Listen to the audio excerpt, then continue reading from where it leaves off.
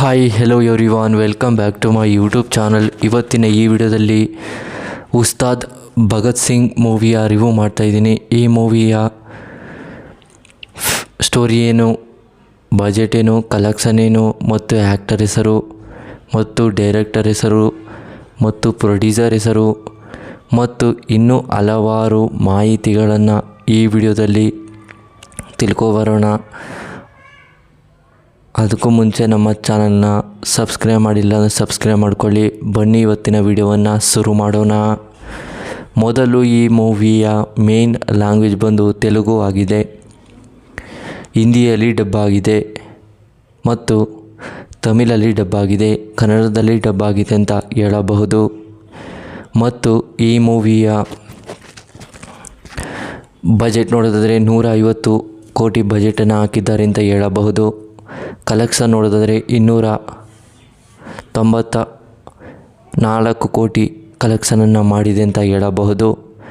ಮತ್ತು ಈ ಮೂವಿಯ running time ಬಂದು 153 ನಿಮಿಷಗಳ ಕಾಲ ಈ ಮೂವಿಯನ್ನು ತುಂಬ ಅದ್ಭುತವಾಗಿ ಕೊಟ್ಟಿದ್ದಾರೆ ಅಂತ ಹೇಳಬಹುದು.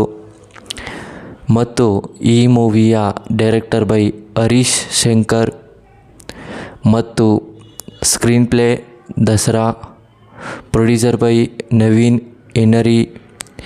ಮತ್ತು ಈ ಮೂವಿಯಲ್ಲಿ ಯಾರ್ಯಾರು ನಟ ನಟಿಯರು ಇದ್ದಾರೆ ಅನ್ನೋದನ್ನು ನೋಡೋದಾದರೆ ಮೊದಲು ಪವನ್ ಕಲ್ಯಾಣ್, ರಶಿಖಾನ್, ಶ್ರೀಲೀಲಾ, ಪ್ರತಾಬಾನ್, ಇನ್ನೂ ಹಲವಾರು ಆ್ಯಕ್ಟರ್ಸ್ಗಳು ಈ ಮೂವಿಯಲ್ಲಿ ನಟನೆ ಮಾಡಿದ್ದಾರೆ ಅಂತ ಹೇಳಬಹುದು. ಹಾಗೆಯೇ ಈ ಮೂವಿಯ ಬಿಡುಗಡೆ ಆಗಿದ್ದ ದಿನಾಂಕ ಮಾರ್ಚ್ 19, 2026ರಂದು ಬಿಡುಗಡೆ ಆಗಿರುವಂಥ ಸಿನಿಮಾವಾಗಿದೆ ಅಂತಲೂ ಕೂಡ ಹೇಳಬಹುದು. ಮತ್ತು ಈ ಮೂವಿಯ ಎಲ್ಲಿ ಹಲವಾರು ಮಾಹಿತಿಗಳನ್ನು ಮತ್ತು ಇನ್ನೂ ಕೆಲವು ಮಾಹಿತಿಗಳನ್ನು ಈ ಮೂವಿಗೆ ಕೊಟ್ಟಿದ್ದಾರೆ. ಮತ್ತು ಈ ಮೂವಿಯಲ್ಲಿ ಸಾಂಗ್ ಅಂತೂ ತುಂಬ ಅಲ್ಟಿಮೇಟಾಗಿ ಕೊಟ್ಟಿದ್ದಾರೆ ಅಂತ ಹೇಳಬಹುದು ತೆಲುಗಿನಲ್ಲಿ. ಮತ್ತು ಪವನ್ ಕಲ್ಯಾಣ್ ಅವರು ಹೀರೋ ಕ್ಯಾರೆಕ್ಟರ್ನ ಪ್ಲೇ ಮಾಡಿದ್ದು ತುಂಬ ಅದ್ಭುತವಾಗಿ ನಟನೆ ಮಾಡಿದ್ದಾರೆ ಅಂತ ಹೇಳಬಹುದು. ಮತ್ತು ಶ್ರೀಲೀಲಾ ಅವರು ಹೀರೋಯಿನ್ ಕ್ಯಾರೆಕ್ಟರ್ನ ಪ್ಲೇ ಮಾಡಿದ್ದು ತುಂಬ ಅದ್ಭುತವಾಗಿ ನಟನೆ ಮಾಡಿದ್ದಾರೆ ಅಂತ ಹೇಳಬಹುದು. ಹಾಗೆಯೇ ಈ ಮೂವಿಯಲ್ಲಿ ಶ್ರೀಲೀಲಾ ಅವರು ಸಾಂಗ್ಸ್ಗಳಲ್ಲಿ ತುಂಬ ಅದ್ಭುತವಾಗಿ ಡ್ಯಾನ್ಸಿಂಗನ್ನು ಮಾಡಿದ್ದಾರೆ, ಹಾಗೆಯೇ ಅದ್ಭುತವಾಗಿ ಆ್ಯಕ್ಟಿಂಗನ್ನು ಕೂಡ ಮಾಡಿದ್ದಾರೆ ಅಂತ ಹೇಳಬಹುದು. ಮತ್ತು ಈ ಮೂವಿಗೆ ಹಲವಾರು ಕಡೆಯಿಂದ ರೆಸ್ಪಾನ್ಸ್ ಕೂಡ ಸಿಕ್ಕಿರುವಂತಹ ಸಿನಿಮಾವಾಗಿದೆ ಅಂತಲೂ ಕೂಡ ಹೇಳಬಹುದು. ಮತ್ತು ಈ ಮೂವಿಯಲ್ಲಿ ಸಾಂಗ್ಸ್ ತಮ್ಸಾ, ಹಾಗೆಯೇ ಪ್ರೊಡಕ್ಷನ್ ಕಂಪನಿ ಮೈತ್ರಿ ಮೂವಿ ಮೇಕರ್ಸ್. ಹಾಗೆಯೇ ಈ ಮೂವಿಯ ಸ್ಟೋರಿ ಕಡೆ ಹೋಗೋದಾದರೆ ಪವನ್ ಕಲ್ಯಾಣ್ ಅವರು ಶಿವ ಮಲ್ಲಿಗ ಅನ್ನೋ ವ್ಯಕ್ತಿಯನ್ನು ಅವರು ಸುಮಾರು ಕಡೆಯಿಂದ ರೆಸ್ಪಾನ್ಸ್ ಕೂಡ ಸಿಕ್ಕಿರುವಂಥ ವ್ಯಕ್ತಿ ಅಂತಲೂ ಕೂಡ ಹೇಳಬಹುದು.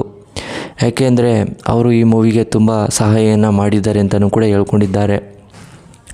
ಮತ್ತು ಈ ಮೂವಿಯ ಪವನ್ ಅನ್ನೋ ವ್ಯಕ್ತಿ ಇರ್ತಾರೆ, ಅವರು ಒಂದು ಭಗತ್ ಸಿಂಗ್ ಕ್ಯಾರೆಕ್ಟರ್ನ ಮತ್ತು ಭಗತ್ ಸಿಂಗ್ ಒಂದು ಸ್ಟೈಲು ಆಗಿರ್ಬೋದು, ಹಾಗೆಯೇ ಅವರು ದೇಶಕ್ಕಾಗಿರುವಂಥ ಹೋರಾಟಗಳಾಗಿರ್ಬೋದು ಅದರ ಬಗ್ಗೆ ಎಲ್ಲ ತುಂಬ ಹೆಚ್ಚಿನ ಮಾಹಿತಿಗಳನ್ನು ಕೂಡ ಕಲೆಕ್ಟ್ ಮಾಡಿ ಚಿಕ್ಕ ವಯಸ್ಸಿನಿಂದ ಇದ್ದಾಗಲೇ ನಾನು ಇದೇ ರೀತಿ ಆಗಬೇಕು ಅಂತ ಹೇಳಿ ತುಂಬ ಆಸೆನ ಪಟ್ಟಿರ್ತಾನೆ ಪವನ್ ಅನ್ನೋ ವ್ಯಕ್ತಿ. ಹಾಗೆಯೇ ಭಗತ್ ಸಿಂಗ್ ಅನ್ನೋ ಟ್ಯಾಟೋನು ಕೂಡ ಹಾಕ್ಸ್ಕೊಂಡಿರ್ತಾರೆ ಅಂತಲೇ ಹೇಳಬಹುದು. ಏನು ಮಾಡ್ತಾರೆ ಅಂದರೆ ಪವನು ಅವರು ಭಗತ್ ಸಿಂಗಲ್ಲಿ ಏನೇನೆಲ್ಲ ಒಂದು ಜನಗಳಿಗೆ ಒಳ್ಳೆಯ ಕೆಲಸಗಳನ್ನು ಮಾಡ್ಕೊಂಡು ಹೋಗಿದ್ದಾರೋ ಅದೇ ರೀತಿ ನಾನು ಕೂಡ ಮಾಡಬೇಕು ಅಂತ ಪವನು ಕೂಡ ಅವರ ಜೊತೆ ನಿಂತ್ಕೊಂಡು ಸುಮಾರು ಒಂದು ಒಳ್ಳೆಯ ಕೆಲಸಗಳನ್ನು ಮಾಡ್ಕೊಂಡು ಹೋಗ್ತಾ ಇರ್ತಾರೆ.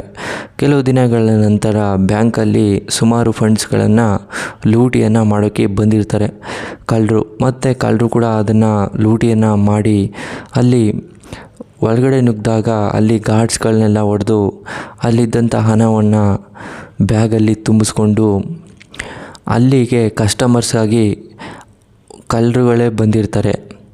ಅವರು ಕೂಡ ಒಳಗೆ ಎತ್ಕೊಂಡು ಸುಮಾರು ಸಹಾಯಗಳನ್ನು ಮಾಡಿ ಅವರನ್ನು ಹೊರಗೆ ಕಳಿಸ್ತಾರೆ. ಮತ್ತು ಅಲ್ಲಿ ಕಳ್ತನ ಆಗಿ ಹೊರಗಡೆ ಹೋಯ್ತಿದ್ದಂಗೆ ಪೊಲೀಸ್ನವರು ಸುತ್ತ ಆವರಿಸಿದಾಗ ಅಲ್ಲಿ ಪವನು ಪೊಲೀಸ್ ಆಫೀಸರ್ ಆಗಿರ್ತಾರೆ ಅಂತಲೇ ಹೇಳಬಹುದು. ಮತ್ತು ಅವರು ಕೂಡ ಒಂದು ವಾರ್ನಿಂಗನ್ನು ಕೊಡ್ತಾರೆ, ನೀನು ಯಾರೇ ವ್ಯಕ್ತಿ ಆಗಿರಲಿ ನನಗೆ ಬಂದು ಸರೆಂಡರ್ ಆಗು ಅಂತ ಹೇಳಿ ಪವನು ಒಂದು ಮೈಕನ್ನು ಹಾಕಿ ಕೂಗ್ತಾರೆ. ಆದರೆ ಅವರು ಕೇಳೋದಿಲ್ಲ. ಸರಿ ಅಂತ ಹೇಳಿ ಅವ್ರಿಗೆ ಫೈರಿಂಗನ್ನು ಮಾಡ್ತಾರೆ. ಫೈರಿಂಗ್ ಮಾಡಿದಾಗ ಒಂದು 2 ಪಬ್ಲಿಕ್ಕನ್ನು ಹಲ್ಲೆಯನ್ನು ಮಾಡಿ ಎದುರಿಸ್ತಿರ್ತಾರೆ. ಪಬ್ಲಿಕ್ಗೆ ತೊಂದರೆ ಆಗುತ್ತೆ ಅಂತೇಳಿ ಪವನ್ ಅವರು ಹಾಗೆಯೇ ಅವರ ಒಂದು ಟೀಮು ಅವರು ಹೇಳ್ದಂಗೆ ಕೇಳ್ತಾರೆ. ನನಗೆ ಕಾರ್ ಬೇಕು, ಇಲ್ಲ ಮತ್ತು ಫ್ಲೈಟ್ ಬೇಕು ಅಂತ ಹೇಳ್ತಾರೆ. ಸರಿ ಅಂತ ಹೇಳಿ ಕಾರು ಕೂಡ ಮತ್ತು ಅರೇಂಜನ್ನು ಮಾಡಿ ಅವ್ರಿಗೆ ಸೇಫಾಗಿ ಹೋಗಂಟು ಕೂಡ ಪಬ್ಲಿಕ್ಕನ್ನು ಇಟ್ಕೊಂಡೇ ಹೋಗಿರ್ತಾರೆ. ಹಾಗೆಯೇ ಹೋದ್ಮೇಲೆ ಅವರ ಹಣವನ್ನು ಎತ್ಕೊಂಡು ಹೊರ್ಟೋಗ್ತಾರೆ. ತಪ್ಪಿಸ್ಕೊಂಡು ಹೊರಟೋದಾಗ ಪವನಿಗೆ ತುಂಬ ಪ್ರೆಷರ್ಗಳು ಬರ್ತವೆ. ಏಕೆಂದರೆ ಅವನು ಪೊಲೀಸ್ ಆಫೀಸರ್ ಆಗಿರೋದ್ರಿಂದ ಬ್ಯಾಂಕ್ ಕಡೆಯಿಂದ ಮತ್ತು ಅವರ ಒಂದು ಸಿಸ್ಟಮ್ಗಳಿಂದ ಬರ್ತವೆ. ಯಾಕೆಂದರೆ ಪೊಲೀಸ್ ಆಗಿದ್ಕೊಂಡು ಮುಂದೆಯೇ ಪಬ್ಲಿಕ್ಕನ್ನು ಇಟ್ಕೊಂಡು ಈ ರೀತಿಯೆಲ್ಲ ಕಳ್ತನವನ್ನು ಮಾಡ್ತಾಯಿದ್ದಾರೆ ಕಳ್ಳರುಗಳು. ಮತ್ತು ನಮ್ಮ ಪಬ್ಲಿಕ್ಗಳಿಗೆ ಯಾವ ರೀತಿ ತೊಂದರೆಗಳನ್ನು ಕೊಡ್ತಾಯಿದ್ದಾರೆ ನೋಡಿ ಅಂಥೇಳಿ ಎಲ್ಲರೂ ಕೂಡ ಸ್ಪ್ರೆಡನ್ನು ಮಾಡಿಬಿಡ್ತಾರೆ. ಇದರಿಂದ ಪವನಿಗೂ ಕೂಡ ತುಂಬ ಬೇಜಾರನ್ನಾಗಿ ನಾನು ಈ ರೀತಿಯೆಲ್ಲ ಮಾಡಬಾರ್ದು ಮತ್ತು ಇವ್ರನ್ನ ಹೆಂಗಾರು ಮಾಡಿ ಕಂಡುಹಿಡಿಲೇಬೇಕು ಅಂಥೇಳಿ ಅವರು ಸುಮಾರು ಪ್ರಯತ್ನವನ್ನು ಮಾಡೋಕ್ಕೆ ಸ್ಟಾರ್ಟ್ ಮಾಡ್ತಾರೆ. ಕೆಲವು ದಿನಗಳ ನಂತರ ಚೆನ್ನಾಗೇ ಇರುತ್ತೆ. ದಿನ ಕಳೀತಾ ಅವರನ್ನು ವ್ಯಕ್ತಿಗಳನ್ನು ಹಿಡಿಯೋಕ್ಕೆ ಸ್ಟಾರ್ಟ್ ಮಾಡ್ತಾರೆ. ಕೊನೆಗೂ ಕೂಡ ಆ ವ್ಯಕ್ತಿಗಳು ಪವನ್ ಅವ್ರಿಗೆ ಒಂದು ಸಿಗ್ನಲನ್ನು ಕೊಟ್ಬಿಟ್ಟು ಹೋಗಿರ್ತಾರೆ. ಆ ಪವನ್ ಅವ್ರಿಗೆ ಕೊಟ್ಟಿರೋದು ಸಿಗ್ನಲು ಗೊತ್ತಿರೋದಿಲ್ಲ. ಆವಾಗ ಅವನಿಗೆ ಅಬ್ಸರ್ವ್ ಆಗುತ್ತೆ, ಅಲ್ಲಿ ಬ್ಯಾಂಕಲ್ಲಿ ಒಂದು CCTV ಇದ್ದಾಗ ಅದನ್ನು ಎಲ್ಲನೂ ಕೂಡ CCTVನ ಆಫ್ ಮಾಡ್ಬಿಟ್ಟು ಹೋಗಿರ್ತಾರೆ. ಆದರೆ ಒಂದು ಮಾತ್ರ ಇರುತ್ತೆ, ಅದರಲ್ಲಿ ಕ್ಲಿಕ್ಕನ್ನು ಕೊಟ್ಟಿರ್ತಾರೆ. ಅದನ್ನು ಇಟ್ಕೊಂಡು ಏನೇನೆಲ್ಲ ಮಾಡ್ತಾರೆ. ಮತ್ತು ಕೊನೆಗೆ ಅವರಿಗೆ ಆಗಿದ್ದ ಕೆಲಸ ಆಗುತ್ತಾ, ಮತ್ತು ಅವರು ಆ ಕ್ಲೂನ ಮಡಿಕೊಂಡು ಯಾರ್ಯಾರೆಲ್ಲ ಸಹಾಯವನ್ನು ಮಾಡ್ತಾರೆ ಅನ್ನೋದನ್ನು ಈ ಮೂವಿಯಲ್ಲೇ ನೋಡಬೇಕು ನೀವು. ತುಂಬ ಅಲ್ಟಿಮೇಟಾಗಿ ಕೊಟ್ಟಿದ್ದಾರೆ ಅಂತಲೇ ಹೇಳಬಹುದು ಈ ಮೂವಿಯಂತೂ. ಹಾಗೆಯೇ ಈ ಮೂವಿಗೆ ಹೆಚ್ಚಿನ ಮಾಹಿತಿಗಳನ್ನು ಕೂಡ ಕೊಟ್ಟಿದ್ದಾರೆ ಮತ್ತು ರಿವ್ಯೂಸ್ಗಳನ್ನು ಕೂಡ ಅದ್ಭುತವಾಗಿ ಆ್ಯಕ್ಟಿಂಗನ್ನು ಮಾಡಿದ್ದಾರೆ ಅಂತಲೂ ಕೂಡ ಹೇಳಬಹುದು. ಹಾಗೆಯೇ ಈ ಮೂವಿಯ ಸ್ಟೋರಿರು ನಿಮಗೆ ಇಷ್ಟವಾದರೆ ಶೇರ್ ಮಾಡಿ, ಲೈಕ್ ಮಾಡಿ. Thanks for watching.